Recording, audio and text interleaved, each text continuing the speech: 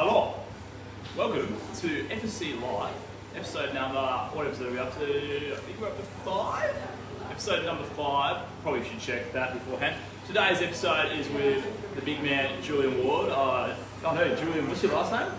Biondillo. Okay, we'll get back to the Julian Ward thing in a second, but Julian's our new coach, probably seen him around a bit for the last, how long, when did you start coming down? I've been coming down for probably 8 months, but I only signed a contract in February, so I've been around. Exactly, so yeah, he signed with us in February. I think I announced it for everyone like that. So he's now hanging out with us. He's squeezed a lot of unpaid work out of me before I got the contract. Yeah, you got to pay your dues, mate. You still do. Like your cards are still ridiculously small. So that probably is a good segue into one of the questions that were asked on the poll. What are your favourite calf exercises?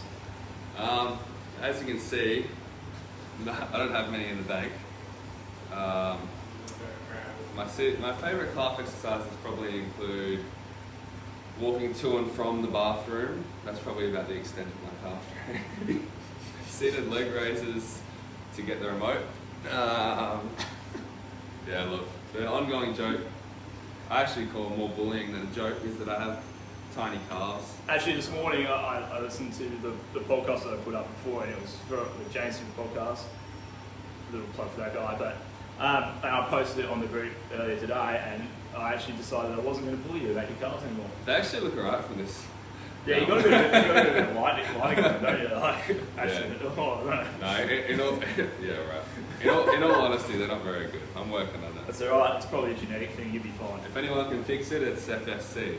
Am I right? No, nobody can fix it.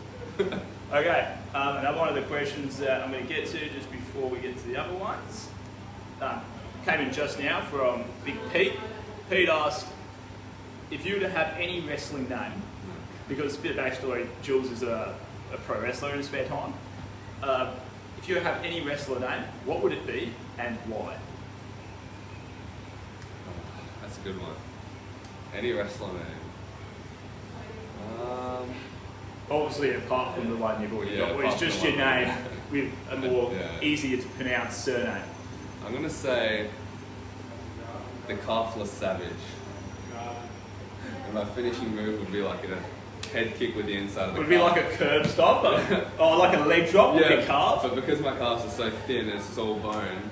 And it's calf people up. And you'll calf people up? Yeah, calf people up. The Calfless Assassin or the Calfless Savage.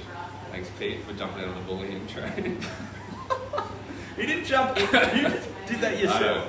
Yeah, I like it though, you own your own disabilities, or not disabilities, you own your own defects or whatever, and you're no one can hurt you. Yeah, I already picked a wrestling name, but it wasn't very creative. So what was it? Julian Ward. Oh yeah, that's right. I thought someone picked that for you. No, so how did you get to the name Julian Ward? It was just... Apart from Julian being your first name. Yeah, so obviously Julian's my first name. Is that just so when people do promos with you, it's easy for you to like turn around? You know, if they go like, oh hey, Julian, and you go, and like you say like, hey, if your name's like, you can change your name to, I don't know, Jeffrey. Yeah. Like, oh Jeff, and you don't turn around and you don't acknowledge your name. Is that half the reason you do it? I would have used my real name if it wasn't so hard to pronounce. Biondillo. It's hard. It's easy to pronounce. It's hard to read. No, I can't read it. Yeah, and it's spell it. It's hard to remember. So there's too many like things in it. And you're not going to hear a crowd chanting Biondillo. It's too many syllables. Yeah. So short and snappy is just short and snappy. Seems to be the trend in wrestling at the moment as well, isn't it? Like there's no like there's no like you know how like they always used to have gimmicky names. Yeah, it's kind of, they're getting away from that. Now it's kind of actually like more realistic names. Isn't it? Definitely. So a bit more on the wrestling before we start talking about your fitness life. What is your how long have you been wrestling for? What's kind of the story behind Julian Ward, the pro wrestler? When did it start? How did it kick off? What's like your biggest match you've had? Okay, so it started. I watched it when I was a kid, like everybody else did. I was obsessed with it from the ages of like 6 onwards, and then when I was in high school, I discovered that there was like independent wrestling, which is like I guess separate to what most people would know as like the WWE or WWF if you haven't watched it in a while. So I learned that there was like separate wrestling in other countries. Like it's massive in Japan and Mexico and Europe.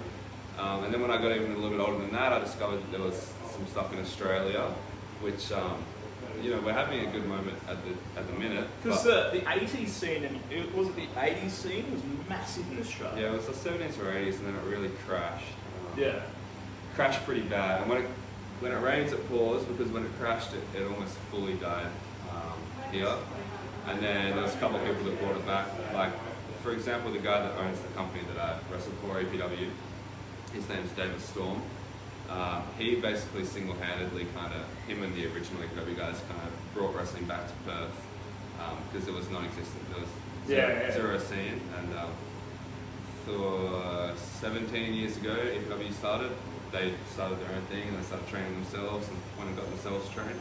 Yeah, but there's a Storm Academy, isn't there? The Storm Wrestling Academy is Landstorm. That's where I got trained in Canada. Yep. But in Oh, okay. So I got trained by the Storm brothers. Ah, nice. They're not actually brothers. They don't know each other. Anyway, so when I finished high school, me and one of my best mates, he wanted to start training probably a bit more than I did. I was still playing footy and stuff like that. My whole sport background is football, Australian football. And he went and got trained, and after a while he quit, and I went with him. And when he quit, I just got the bug, and I just stuck with it. I hung around. And then after a little while, I kind of chased the dream a little bit more. I moved to Canada for about 6 months and did it full time.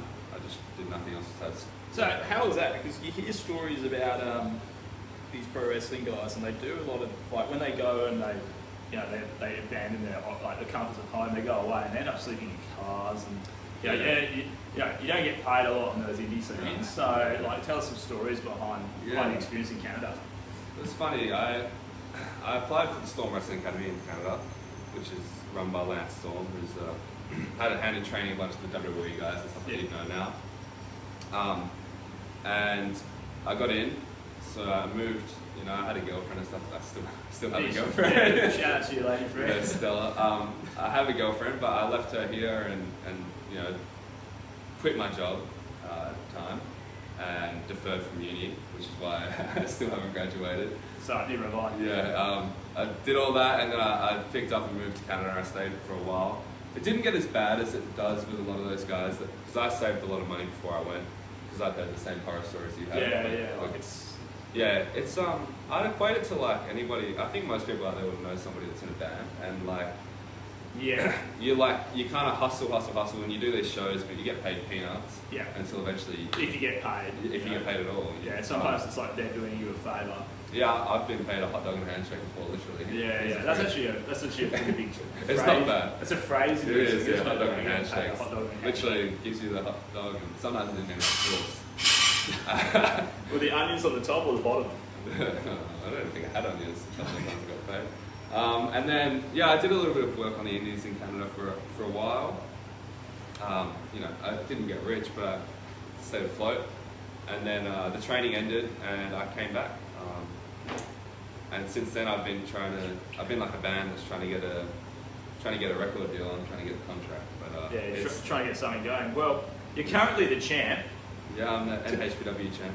So how long since when you came back? Like, what titles have you had? Like, where have you been at? I got back from Canada at the end of 2016. So all of 2017, all of 2018, I've been wrestling in Perth. Yeah. What have I done since I got back? I did a tryout for New Japan Pro Wrestling, which is a full-time. Was it for people that don't know, New Japan is quite big. It's the number 2. It's pretty much the number 2 until, well, we'll see what AEW does. But, it's a pretty big deal. Like, New Japan is a pretty big deal. Yeah, so they did I guess invite-only tryouts in Melbourne. So I tried out for New Japan in Melbourne, which was a good experience. It's probably a little bit small. I wish I'd gone over a bit bigger, especially. So that's the thing, isn't it? It's solid. Yeah. I mean, they're kind of going away from, like, you can see the trend is starting to go to smaller guys, more athletic guys. Yeah, it is. But New Japan. But if you still get a monster turn up, they're going to get. Yeah, New Japan is kind of based themselves more in legitimacy, like the UFC kind of would. Yeah. So the guys that wrestle in heavyweight, for the most part, not everybody, but the guys that wrestle in the heavyweight division are genuine heavyweights. Yeah. But that was an awesome experience. Other than that, I've just been fully based in Perth. I've wrestled with a lot of guys that come over from interstate. Had some fun doing that. I wrestled Jonah Rock, who just signed a WWE contract. That was only 3 months ago. That wasn't long ago, was it? And he actually got signed the week after he had a fight with you. So obviously, you know, the big dogs are looking. Yeah. So maybe he might not actually be a coach here for much longer. Maybe. And then other than that, yeah, I've just been trying to keep all my baskets afloat. So I wrestle as much as I can, but obviously uni and work here is kind of taking precedence a little bit this year because you know, you need a backup plan, I guess. Not everyone's dream comes true. Yeah, sometimes I just don't see it. I don't see it as a backup plan. There's a limited amount of time that you can be. You know, for me as a swimmer, there's a limited amount of time in your life where you can do that. Yeah. You know, and it's a very small amount of percentage of the time that at that point in time seems like it's going to be the only part of your life for the entire time. Yeah. Yeah. So the dumb people only focus on that, and then they leave and they go, "Holy shit, I've got nothing now," and they spend the rest of their life wondering what they could have done with it, or they have to start that process again. If you've got a brain in your shoulders, you realise, shit, I might be, like for me it was like, I might only be swimming for 16 years out of hopefully, 80 plus years of my life. You know, it's not even like... It's easy to do though, right? Like at the time when you were swimming, I'm sure there was moments where you thought you'd probably be swimming forever before you really had to think about it. Yeah, 100%. You get caught up in it. Till every part of my body started destroying itself. Yeah, no. Touch wood, I haven't got that point yet. No. Yeah, so, from now onwards, it's just... the good thing is that I like this. I like this industry, fitness, and I would be doing this regardless of whether I was wrestling or not, still be into fitness and health. So that's why you got a job here, because otherwise we would have sussed that out pretty long ago if you just that. Like, think about me inside when we hire people, it's never, like, if we see someone and it looks like they don't have passion and they're chasing dollar bills, like, first of all, they need a reality check. And like, first of all, they need a big reality check, and second of all, like, they're not the right fit for this place, because this is a giving business, it's not a taking business. Like, you can earn some money doing it, apparently, but, or you can sell out and do all that stuff and not actually help people, or you can help people make, a bit of money as well, but just, it's a giving business. It's not about you. It's about the clients. I agree. It's about your clients, about your athletes, and about everyone that affects along the way. I've never really been scared to do something that maybe isn't the smartest option, but is the option that will keep me happy. So I did the wrestling. I've done the wrestling thing all this time, and a lot of people, probably half the people watching, think it's weird. And even I've had friends and stuff say you should probably quit. It's getting a bit weird. But I do it because I enjoy it, and then this. I think it's awesome. I didn't want to go to work every day and do something I hated, so I just that's when I did work here for probably 5 months for free. None of it was like a drag. I really enjoyed it, and I learned a lot, and so I spent a lot of my life doing stuff that I like. It's good. Mainly because you're hanging out with me for a couple of hours. I was going to say that when I was with Simon, it was fun, and then when I was with you, it was. It did drag when I. Simon's giving me evils. I was giving me a compliment. Yeah, Simon's looking over and going, what are these two? No, but it's supposed to be an informational video, live videos for our clients, and these guys are over here just talking crap. There's some type of information. We're getting you guys to know the real Julian. But yeah. What's your last name again? Ward. You can do all that. You pick. It's just called Julian Ward from now on in my brain, so it's easier for me to pronounce.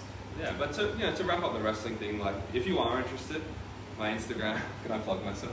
Yeah, 100%. My Instagram is @Yulzygram. I'm going to post that YouTube video you find that dude like. Yeah, I've got wrestling matches on YouTube, I've got a Facebook page, so if you want to support the cause, I'm always around. And if you can't be bothered searching him, go on our Facebook page and go down, and we shared a post that he did the other day with his goals and intentions for the year, what I thought was really good. There you go. And yeah, EPW Perth that's my home. Our next show is April 6th. So if you are interested, send me a message. Who are you fighting April 6th? And is the belt on the line? It is. But this is a different company, and his belt is on the line. So you could be the champ. Champ. So yeah, I'm wrestling Scotty Ryan for the EPW Coastal title. Are you going to give us an exclusive, or are you going to win? I'm going to try my best. So I think, of course I'm going to win. I'm not breaking character. What's a character? Okay, so to get back to your backup plans, let's go to your university career. How's that experience been for you?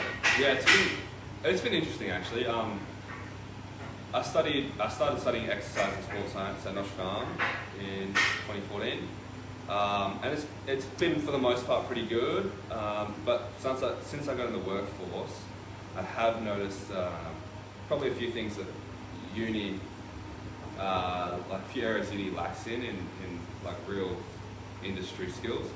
But that is what it is. So I'm still studying there. I've got a head start on everybody else that's in my cohort because You've got a job. I got a job first of all, and this year at uni is we get a staff member that's kind of client, and I see a lot of people. This is one of the flaws I noticed with uni actually. I see a lot of people when they got their first staff client, just to write a little program and get them through like 12 weeks, just to show that you can like program somebody and deliver like exercise prescription delivery. And I've seen a lot of my fellow students really panic when they got into that situation, and I was kind of thinking like, we've been here for 2 years. Panic in which way? What were they panicking over? Was it like, is it more of a, I think just like... was it the coaching aspect? Was it the programming aspect? What was lacking? Or was it a mix of... Probably, if you're going to split it into prescription and delivery, I'd probably say the delivery was what people were panicking about. Just, I think a lot of... The good thing about uni is people have the information and the scientific background to write a program that genuinely is effective, but then kind of delivering it to people and having a relationship with the client where they, because if the person you're working with if you're not interested in them and they don't want to be there, as I'm sure you know, it's just going to fall apart. And I've seen a couple of people at uni kind of get really panicky and stressed, and it's just not fun for the client or for the trainer when they're... Yeah, at the end of the day, there's only a certain amount of movements you can actually realistically do with the human body, and there's only a certain amount of those that actually are going to be generally good for people. They all can be good for people, but applied in the right circumstances to get the result that you're looking for. And at the end of the day, it is the coach's job to pick those exercises that are best for those persons and then convince them that is the best exercise that they could possibly be doing at that point in time in their life, that day, right then, and it's going to get them the best results for their goal. So that's the art side of the coaching. Everything else is like the science. You've got like a 50-50 split or whatever, or whatever percentage you want to throw behind it to make yourself sound cool, but realistically you've got to split it between your knowledge base of exercises, tempos, reps, everything like that, and then also be able to apply that into a situation where people actually buy in, like actually believe in what you're telling them to do and commit fully to that program with no questions in their head. That's where the nuggets come from. It's funny that you say the art, because I've heard the science and the art of being a coach from you, but I've never heard it at uni. I just heard it recently last week. And I think it confused a lot of people. At uni? Yeah. I've never heard the science. They should have opened that. It's all science. That's right. Like orientation day, it's like, there is a science and there is I can get into a bit of a habit of hanging shit on uni. Nah, but it was they just... have their place. Yeah, it does have its place. I just think it probably leans... Sorry, Annika's forgotten what a rack pull is. It's the one where you hold it over your head and you use one arm to throw it. Watch live video and find out. Watch YouTube. Watch live vid and find out. Okay, so Annika, I'm about to explain to you a rack pull. Everyone else, you're going to get a quick rack pull demonstration. What you're going to do, you're going to get your racks. You get the safety bars out at the bottom, you're going to put the bar on it, and then you're doing a basic hip hinge. Bars there, here, locked in tight, up. Free rack pull. This is the bar. Okay, that's a rack pull. Yes, that's a rack pull. But yeah, science and the art, they probably lean a little bit too far into the science and not enough into the art of dealing with people, which when I came into the industry was probably the hardest bit.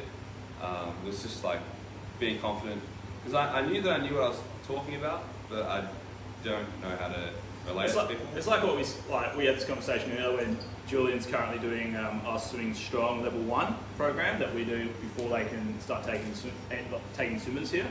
And so we were saying before, like, mate, you've got all the knowledge is there in your head, you've just actually got to be able to apply it.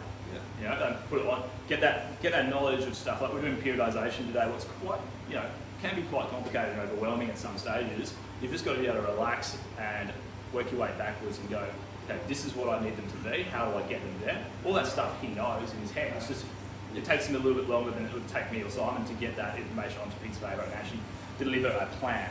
Yeah.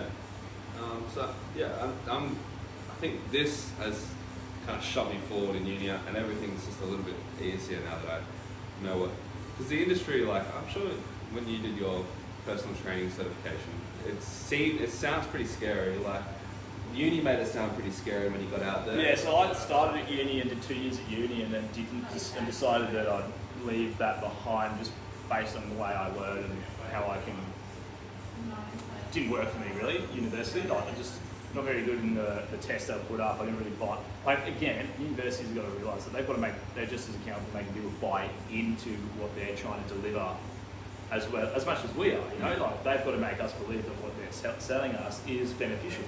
So I struggle with that. I think that's because I was a swim coach for a long time before that, and there was nothing about coaching at uni talked about when I was there. Well, it could have just been that if I waited another couple of years, I might have got to that bit, but I didn't. So I left and did a PT course that Simon put me onto, and I've gone from there. But, you know, like, I never really had a problem with coaching because I've swim coached since the age of 14. Yeah. You know, getting the knowledge, like, I learned heaps. I was working. What a massive head start, though. Yeah, well,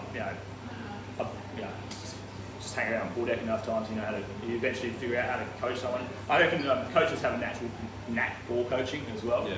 Like, they are just able to do it. You know, you've got that kind of that ability to just do stuff. It's a natural ability with anything. Like Billy Cherry, he's naturally gifted at music. You can pick up a musician. Like, you can pick up something and just, go and do it. Yeah. So, I can walk onto a gym floor and start coaching people. Yeah. So I wish that I'd probably learned more of that during my time at uni, but I'm right at the end, and like, when I look back, I have enjoyed it for the most part, but I've enjoyed my couple months in the workforce more than I have my time at uni, just because I feel like I'm actually learning about. I've started, coaching people is fun. Getting results. That's what I was going to say. Getting results. So I've actually seen people change a little bit. Even the Instagram post that my client Jared put up yesterday, like, it was nice that he actually. Seemed like for all you other members, check out Jared. Jared, he just joined yesterday. I'll write a little welcome for him later. He just joined yesterday. His fit photo. He's been here once or twice, mate. Three times. Yeah, three times. He's been here 3 times. His profile picture is already him standing next to the hashtag Beef and Middle sign. Yeah. So you guys all need to pick up the game. It's just nice that when you actually realise that people do give a shit, because like, how important is fitness and well-being, right? So it's good that 100%. I can, because I feel like that way every day anyway, like in what I eat and how I train.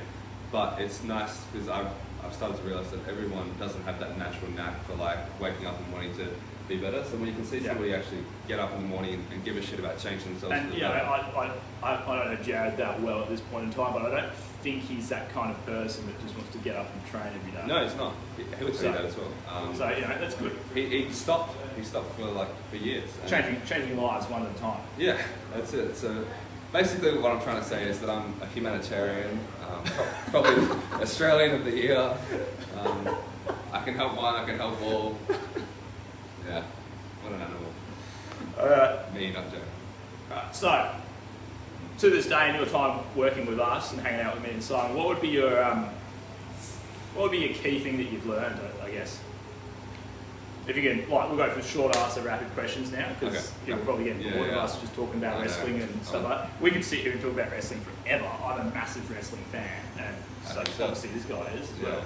So, he comes into work and goes, "Oh, did you see NXT on the weekend?" He's like, I'm like trying to be professional. He's like, shut up, bro. It's like his initial consoles. I'm like, "Dude, you should have seen what this guy did."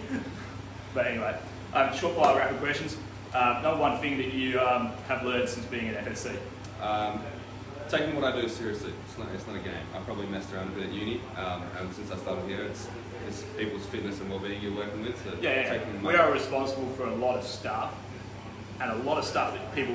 This is what gets me and Simon really amped up. I'm going to stay off it because otherwise you'll be here for another 30 minutes listening to me rant. Because it's rapid fire, but people do not understand that what you do here can affect people's lives long term, positively and negatively.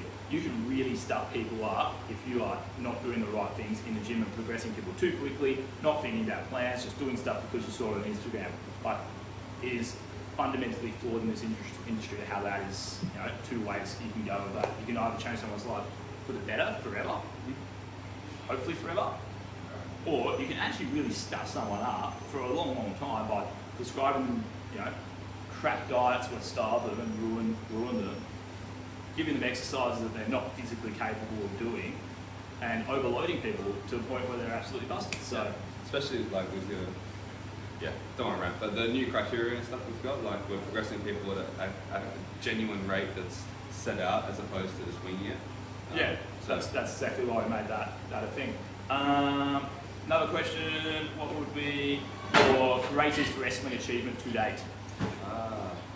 I think wrestling internationally. From the first time I trained, I just wanted to wrestle somebody that because when you wrestle in Perth, you wrestle a lot of the same guys. There's only I imagine on the same indie show you'd wrestle the same guy. Yeah, so I'm an equal guy, but I outsource and wrestle elsewhere, which I love. But there's a lot of guys that do that as well. So I've seen the same guys everywhere. So when I wrestled internationally, I wrestled Canadian guys that I met an hour before the show started. I had no relationship with. They didn't like me or dislike me. I didn't like them or dislike them. I knew none of their moves. And we just kind of made a little bit of magic. Wrestling internationally was fun. Made a little bit of magic. Yeah. I like that. All right. Future goals. Let's go. Wrestling. Life goal. And personal fitness goal. Okay. Go. Wrestling goal is the easiest. I just, I would love to make a living wrestling for however long. If it was 6 months and I could get 6 months out of it, I'd be happy. I'm not just I don't have the blinders on for any specific wrestling company. I just love to wrestle as my job. But you got the blinders on for being a pro wrestler. No, not necessarily. I'm pretty happy with what I've done. And if I had to retire, I wouldn't be that devastated because I've really, really enjoyed everything I've done so far. Good. But I'm not retiring anytime soon. This is not a retirement speech. No. You're not getting exclusive. My goals are here. I would like to do this. I would like to be here more, which is I'm trying to do. So day by. I'm actually progressing at the rate. I think I reckon you're doing quite well. Yeah, this is what I thought. I haven't disappointed in myself. I had my own goals when I started. I wanted to be consistently growing, and I haven't taken any steps back yet. Well, realistically, mate, you're here at least 3 times a week. You contact me every week. I don't have to contact this guy. This guy contacts me to do some personal development stuff with me. You're going to be training with me next week, so get ready for that.